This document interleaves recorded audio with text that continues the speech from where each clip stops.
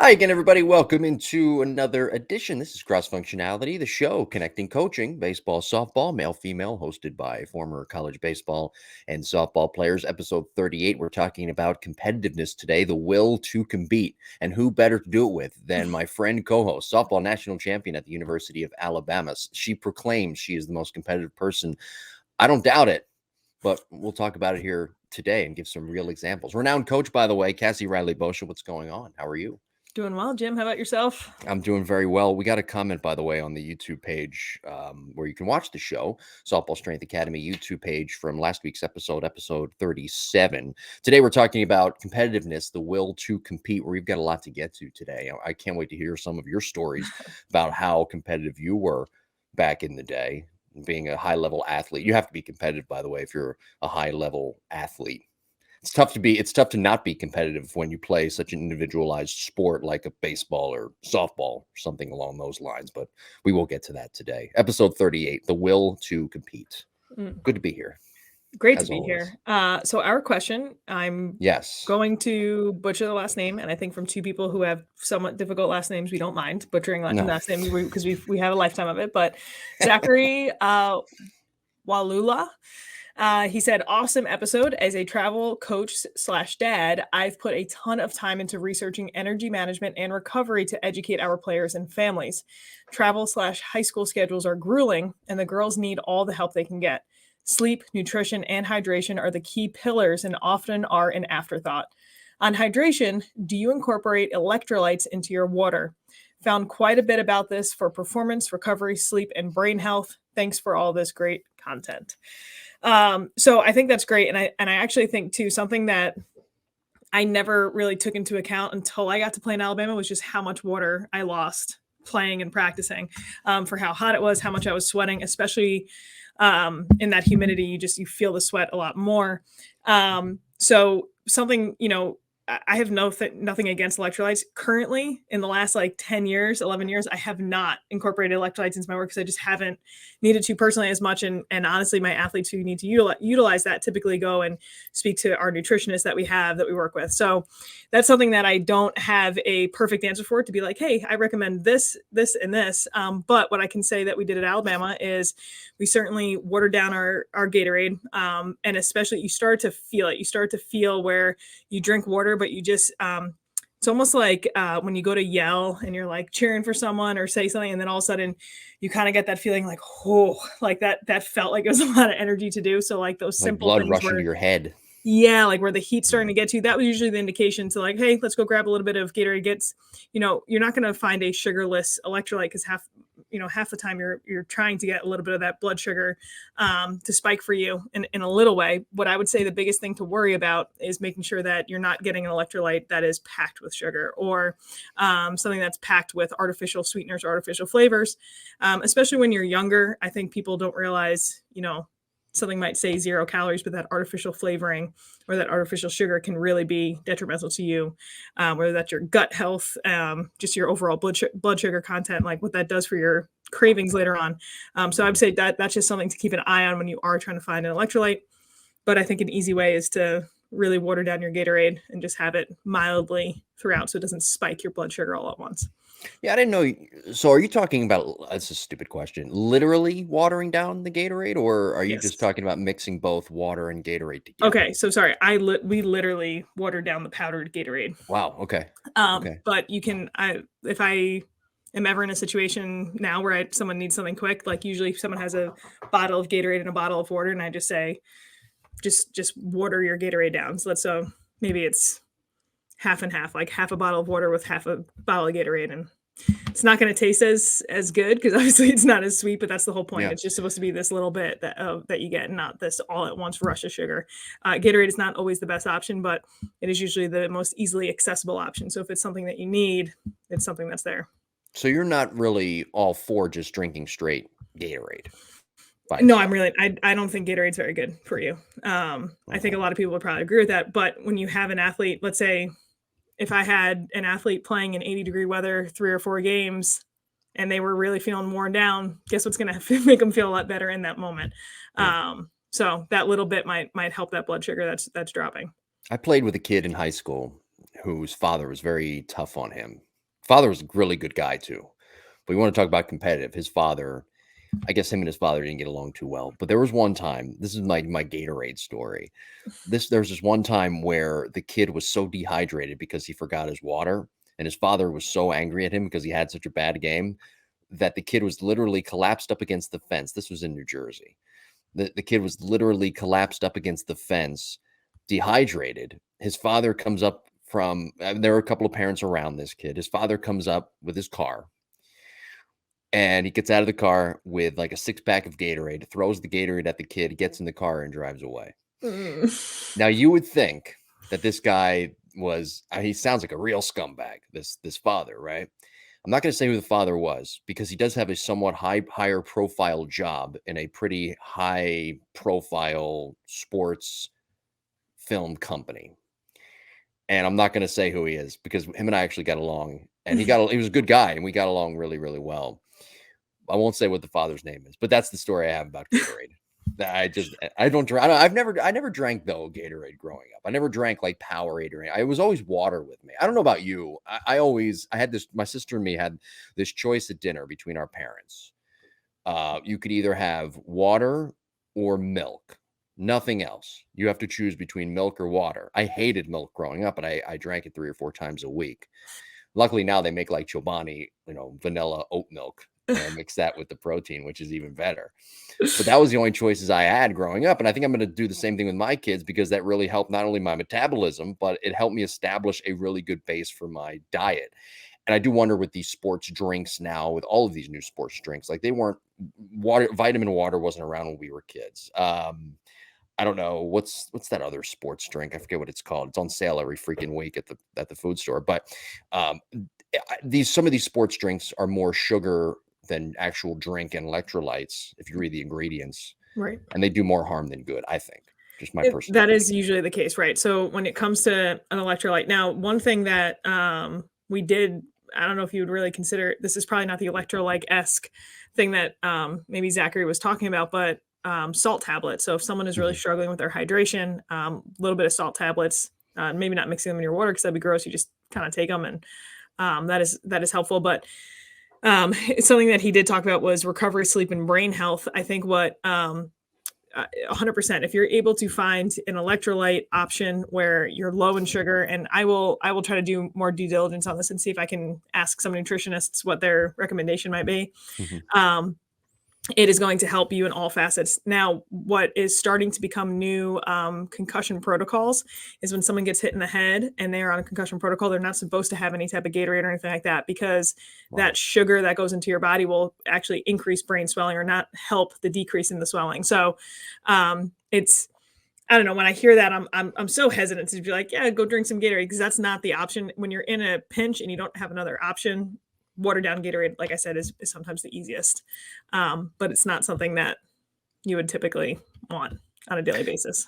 I don't know about you. I notice with Gatorade and Powerade, they market their brand towards athletes and competitive athletes when they're actually in live game action. I never see them do it though with strength and conditioning coaches or people who are in the weight room or bodybuilders. I wonder why.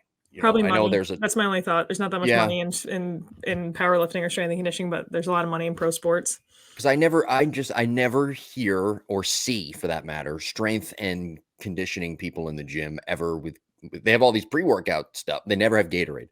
They never have Powerade. None of that. No vitamin water, nothing. Some of them carry in the big jugs of water, right? But I never see any Gatorade or Powerade. Yeah. I'd love to find out from a strength and conditioning coach what they think too about that. But anyway, all right. Well, thank you, Zachary, that was the name, right? Zachary? Yes, Zachary. Zach. Thank you, Zach, for the question. We do appreciate that. If anybody does have any questions, email us jimbopodcast21@gmail.com, or you can leave the questions on the YouTube page, Softball Strength Academy YouTube page. Before we get into today's topic, episode 38, Competitiveness, the Will to Compete. That's the title of today's episode. Last week on the Lab Epstein hitting pot, well, this week we did Jeff McNeil, broke down his swing, Jeff McNeil of the Mets, Mechanical Breakdown Series, Volume 40. But last week, we talked about the requirements of a successful hitting coach, and we'll be talking about part 2 next week. I want to get your thoughts, though, as a hitting coach as well, someone well-versed in hitting a baseball and softball. What do you think some of the requirements are for a successful coach, to be a successful hitting coach? What requirements do they need in their toolbox? So this might be some stuff of just a successful coach, but ego needs to go to a side. Mhm. We need to get past, hey, this is what worked for me, and let's try to teach that. Nonstop education. There's so much, so many resources available. There's so many new technologies available, and that doesn't mean you have to use all of it, but to become aware of it, because your greatest asset to that athlete is communication. So if that athlete is on Twitter and Instagram and they're seeing all these things, and they're like, hey, what about this? You can't just be like, oh, don't look at that garbage. You need to be able to have a conversation with that athlete and explain, listen, when you see stuff like this is the stuff that you can take away that's good. This is the stuff that's not. So I probably just hit on two, but it's really communicating and then being able to educate yourself enough to, you don't have to know everything, but you need to be able to have that conversation with your athletes to gain that trust with your athletes. And then I think becoming self-aware of what your strengths and weaknesses are. So some coaches have a tremendous eye where they can see certain things. But if you don't, there's a device in your pocket that could help you a ton, and I really do think, like, when I say communication, you're trying to find, you should probably have about 5 to 10 different ways of saying the same thing or Yeah. teaching a concept, because that's really, the athlete is going to need, not every athlete is going to respond to just one way. Well, good stuff. And of course, you can listen to the Lab Epstein Hitting Podcast on Apple, Google, Spotify, or watch on YouTube, the Lab Epstein Hitting Podcast YouTube page as well. This is Cross Functionality. Thank you for joining us, Apple, Google, Spotify, for this show as well. And new episodes every Wednesday at 9 a.m. So thank you for all of the support, the listenership. I counted it up, by the way. This last month, April 2023, our listenership went up by 15%. Thumbs up. How Thank you, about it? everybody. Appreciate the listenership, not the viewership. So, we would love for you to subscribe and listen to the show on YouTube, Softball Strength Academy YouTube page. But hey, we appreciate the listens as well across multiple platforms. All right, episode 38. Get into today's main topic, talking about competitiveness, the will to compete. You said last week you hate to lose. I hate to lose as well. One thing I think I will say, when I was writing the show and thinking about some ideas that I put down on paper, talking about competitiveness, I think it all starts internally with yourself. You really think about it. And if you want to be a competitive athlete or play at a high level, I think you have to be able to learn to compete with yourself first and hold yourself accountable first. And then that can help you become an even better teammate. Number one, be as good a teammate as you possibly can be. But then number two, hold yourself accountable when you're competing against yourself to get better. Because a lot of times, and just talking baseball, softball, you play such an individualized sport that when you go 2 for 10, or you're struggling at the plate, or you're struggling on the mound, the lights are on you, the eyes are on you, you feel and you get this thought in your head that everybody's watching me and everybody's watching me fail, right? Mm-hmm. And at that point, you kind of forget about what your surroundings really are, and that it is still a team game. And that's just the way that the sports, baseball and softball, are set up. So I think one of the best ways, and this is just strictly, again, my opinion, I would love to hear what you think about this. I think the best way to go about being as competitive as possible and harnessing that energy and using it for good, rather than, a competitive ping pong game against your sibling where they're not as competitive, is to compete against yourself and always try to get better every single day, every single week, with what you may be doing and how it translates to what you're doing on the field, baseball and softball. Yeah, I think you nailed it when you said probably a healthier way to compete, right? So you don't, I think competitiveness and motivation are really closely aligned. So if your motivation is always external, it's like, well, I'm just going to really work hard so I can beat so and so in a game, or I'm just going to work really hard, or I'm going to do X, Y, and Z just so I can never lose. There is some benefit to that mentality, but now you're letting an external source dictate your work ethic, your competitiveness, your drive. Whereas if you're constantly just showing up every day saying, okay, I'm trying to have the best practice I've ever had, and I'm trying to have the best game I've ever had, the best at bat I've ever had.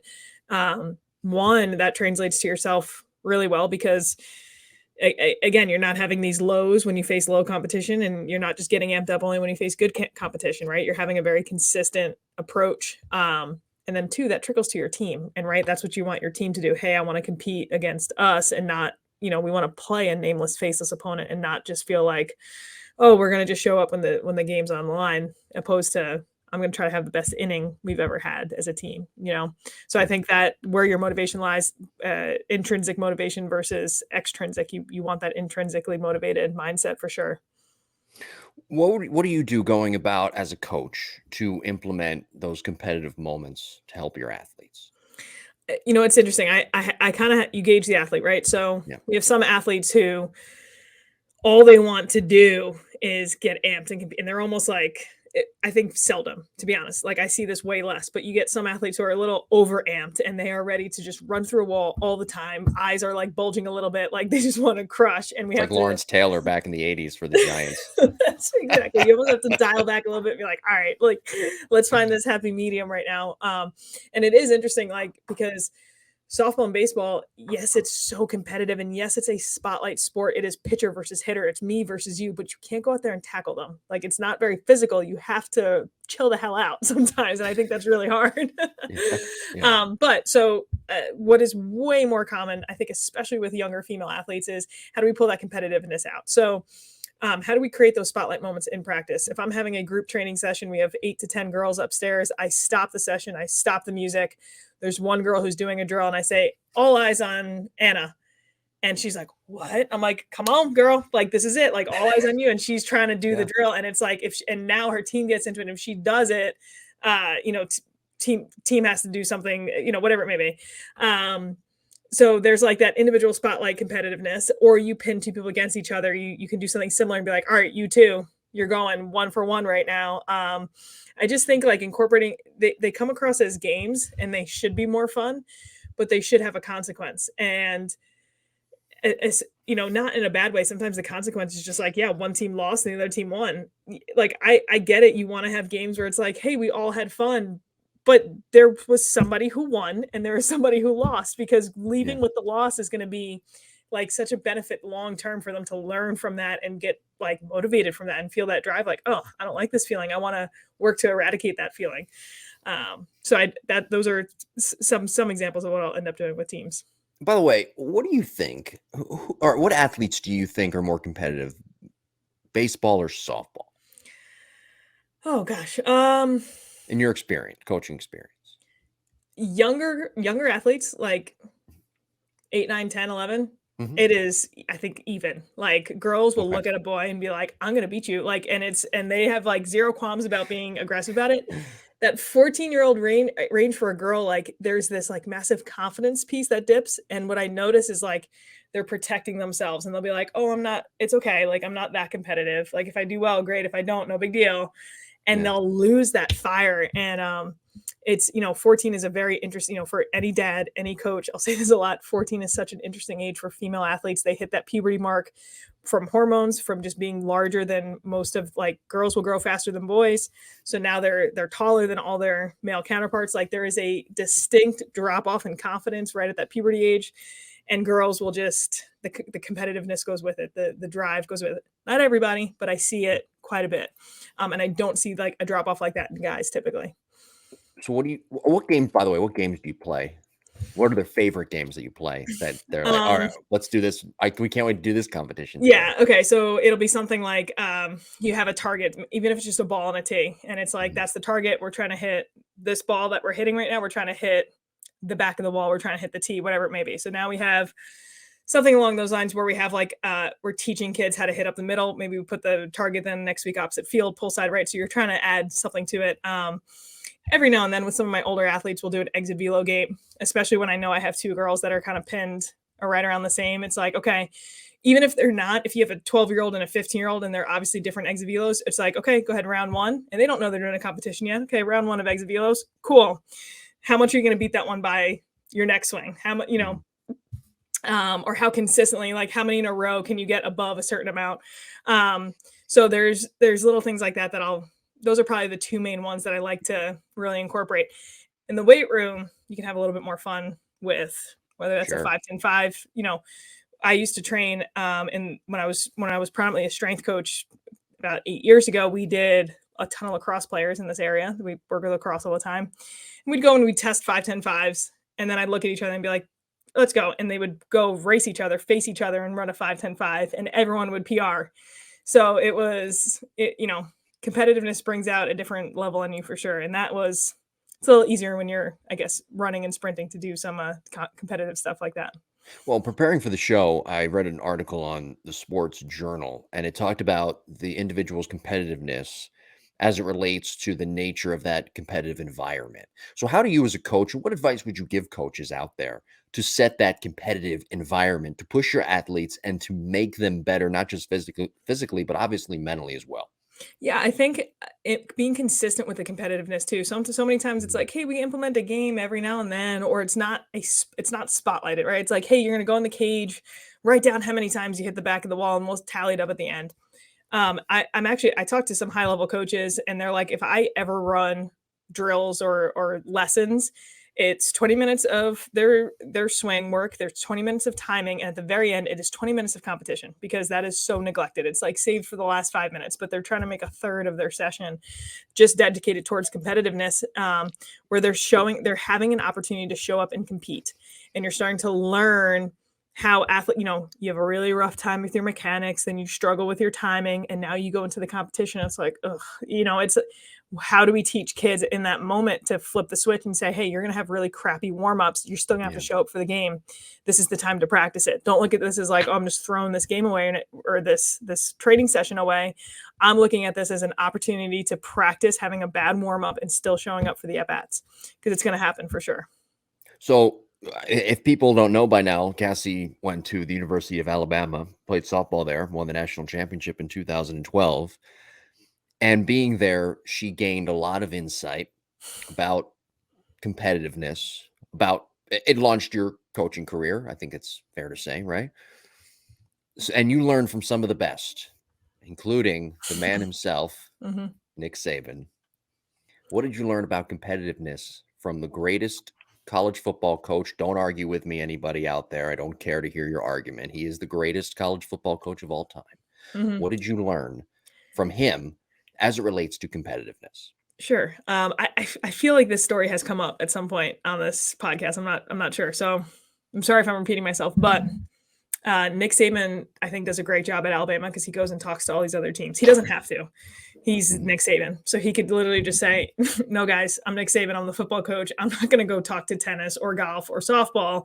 But he does. He shows up and he does speeches. And it's funny because he's not a intimidating person with height. If anyone has seen, he's fairly short. 5'6"? 5'6", yeah. So he's fairly short, Probably. especially when he's next to his players, right? But he has such a presence when he walks in a room, and it was one of those things where, like, people are talking, chit chatting, and all of a sudden he walks in and it's like, shuts up the second he walks in.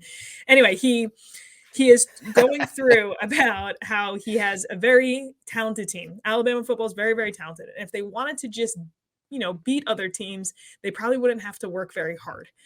But they don't practice to just beat another team. They practice to something they call MTAQ. They practice to make their ass quit. So they're trying every single time they go out to practice. They're trying to say, hey, that when we play another team, we don't want to just beat them. We want them to actually quit. The one thing they love is football. The one thing that they've worked so hard for is football. They're going to get so excited to play us, and then they're going to get on the field with us, and they're going to want to quit. We want to make it to the point where they want to walk off the field and not want to play anymore.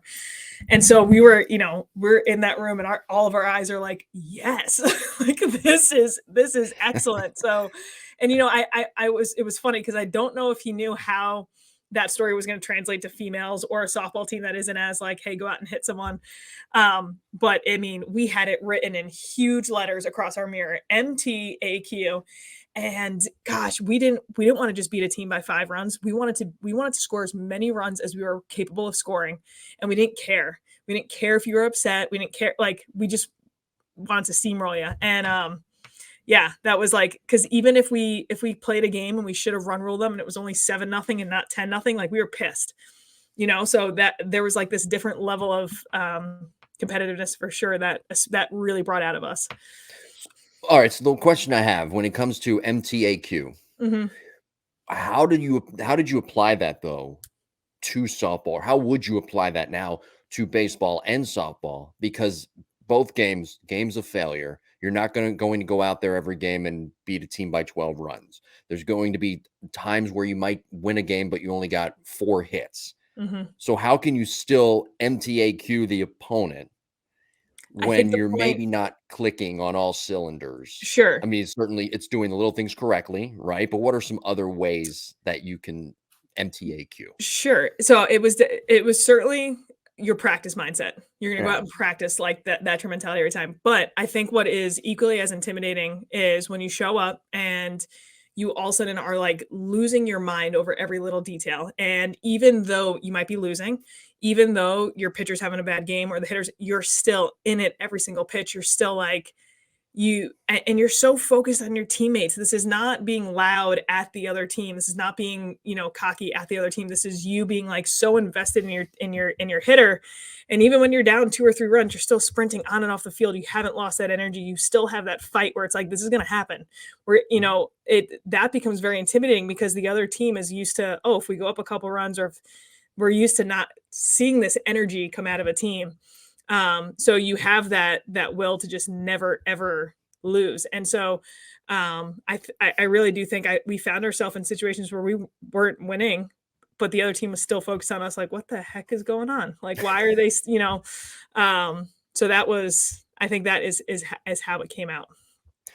So what do you think the biggest lesson as we talk about competitiveness today? What do you think that the biggest lesson is for athletes and coaches alike out there? I think the number one, I think the biggest lesson is I'll take this from personal experience. I've seen some of the best athletes or some of the highest competitive athletes, gamers, as it were, competing in, say, smaller games, ping pong, whatever, right? And they're not as competitive, but they're bulldogs when they take the mound. Mm. They're tough to get out. They're as competitive as can be when they're in the box at the plate. So my lesson is that competitiveness, it's internal. It starts internally with yourself. That's my lesson. What's your lesson? The biggest lesson anybody could take away, coaches, players, whatever, parents, when it comes to competitiveness relating to baseball and softball? A part of me feel like it's just never letting up, never letting something get you down. Like whether it's an injury, whether it's a setback, whether it's a bad at bat, a bad game, it's like you continue showing up to the fight. You continue. It's like I feel like it's that boxer who just like gets pummeled, and the other guy's like, "Oh, finally!" Like, and the other guy stands up, is like, "No, I'm not losing. I'm Yeah. sorry." And you refuse to lose. It's not just like, listen, everybody loves winning. Everyone's grandma loves winning, but there's very few people who hate losing. And if you can embody that all your hard work, everything you've done is like it just won't let you give up, then that's I guess what I think of when I think of competitiveness. What's your message though to people out there who say, "Well, I like losing or I hate losing more than I like winning"? Yeah, good. I think Okay, so we it's should hate. okay. So that's a positive No, then. we So we it's hate not to lose. We hate to lose more than we like to win. I think that's okay. I yeah. mean, everybody likes winning. Nobody that's like almost obvious, but like so if the emotion of losing. Now, that doesn't mean you're a sore loser. That doesn't mean you go kick a bucket. That doesn't mean you are disrespectful to another team. You don't have to like let your emotions overtake you, but you can have a very strong visceral emotion towards losing. That's okay. Uh and it might be stronger than your desire to win. And that's you know, that's I think the refuse to lose mentality. How do you channel that energy? That energy of you hating to lose, you just lost.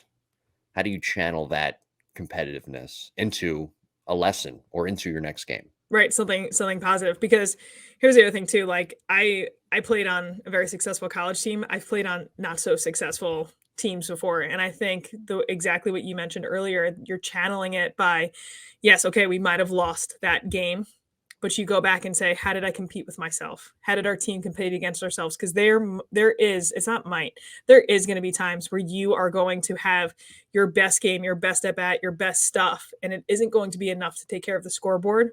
But if you've associated your main competitiveness, your main drive, is it if it's coming from, hey, did I play the best game I was capable of playing? Did I prep the way I'm supposed to prep? Did I practice like I was trying to make their ass quit? Yes, yes, and yes. Okay, then you have to be satisfied with those answers. If you're not, then you have something to work on, right? Yeah.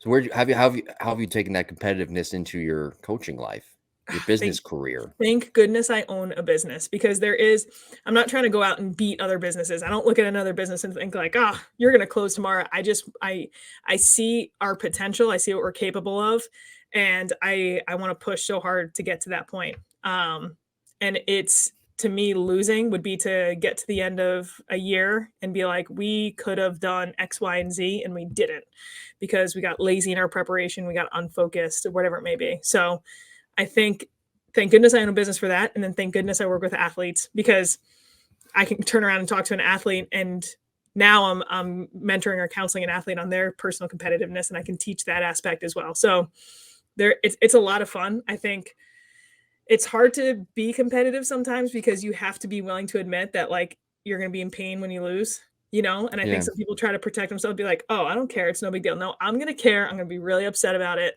and I'm right. okay, being vulnerable, I guess, enough for that emotion. Well, you know what they say, people who say, "I don't care, I don't care, I don't care," they do care the most. Mm, yeah, Yeah, so that stretches across sports too. So very I much. so you're saying embrace the emotions. I think Right? so. There is Fair. a healthy way to have it and harness it. Mhm. You nailed it exactly when you said it starts from within. It's competing against yourself first. And if you're constantly just trying to like only pick fights with other people just because you want it, that's not a healthy form of competitiveness. Then we're setting ourselves up to not be in a healthy form of emotion. Then. I wanna pat my cousin on the back, just got married recently.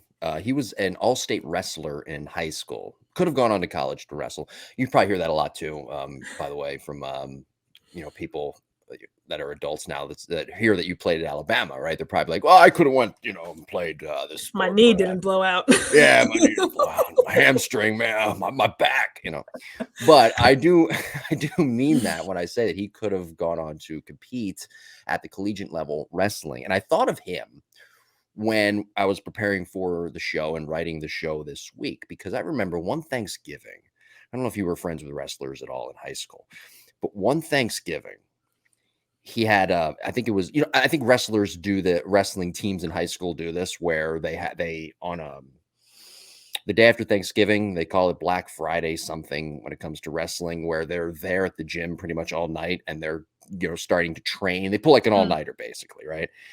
And I remember, I'll never forget this because we had Thanksgiving at our house that year. I'll never forget how he was, and again, hats off to him for his competitiveness and just his will to be able to do this. Everybody's eating, and he had an empty plate.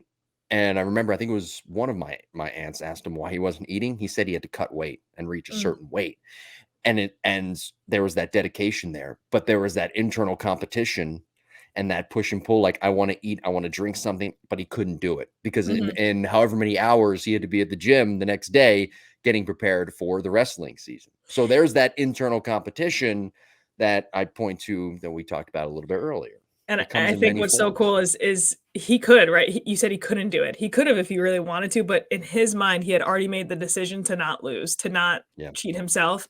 And so in his mind, there was no decision left to make. No, I can't. This is not like, oh, I don't want to. I'm not doing it. No, I can't. My decision's already been made because I've Yeah. already set my principal standard of this competitive nature against myself. Yeah. It was really incredible. But he was an all-state wrestler, so it worked out for him in the end. There you go. All right, Cassie Cord Cutter. Next week, we are talking about fear of success, episode 39. Fear of success. Athletes are indeed fearful of success at times. Sometimes it's unfortunate because they don't even know it. It's Mm, like a subconscious type thing. very So, do true. you ever hear that saying where that somebody just says, anytime they get to, they're fearful of success. Anytime they were about to get to that finish line or about to turn over a new leaf when it comes to their success, get to that next level. They just couldn't do it. Did you ever hear that? Oh yeah, for sure. Yeah. So it's an unfortunate thing with athletes, and we will talk about that next week. Do you have anything coming up? Anything you'd like to plug before we get out of here? No, just always trying to share free content on Softball Strength Academy Instagram. So be sure to check that out. And if you're interested in throwing concepts or throwing drills, definitely check out Below University on Instagram as well. All right, very good. And you can check us out on Instagram and Twitter at Jim Tara, at Coach_Cassie RB on Instagram, at Coach Cassie RB on Twitter. Thank you for listening and watching, and we will talk to you next week.